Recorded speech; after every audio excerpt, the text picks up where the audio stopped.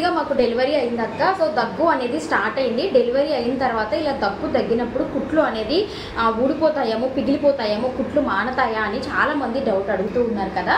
So delivery అయిన తర్వాత దగ్గు రావడం అనేది ఒక రకంగా మంచిదైతే కాదండి. ఎందుకంటే కుట్లు అనేది మారడం అనేది కొంచెం లేట్ అవ్వచ్చు. ఎందుకంటే మన స్కిన్ అనేది పదే పదే స్ట్రెచ్ అవుతూ ఉంటుంది కదా తగ్గినప్పుడు. అందువల్ల అయితే ఇలా దగ్గు వచ్చినప్పుడు మీరు పడుకొని తగ్గకుండా కొంచెం కూర్చొని తగ్గడానికి, అలాగే స్టొమక్ మీకు ఎక్కడైతే మనకు కట్ చేసి కుట్లు వేసి ఉంటారో ఆ ప్లేస్లో కొంచెం ఇలా సపోర్ట్గా ఇలా పట్టుకొని తగ్గడానికి ట్రై చేయండి. ఇలా పైన ఇలా కింద పట్టుకొని తగ్గడానికి ట్రై చేయండి.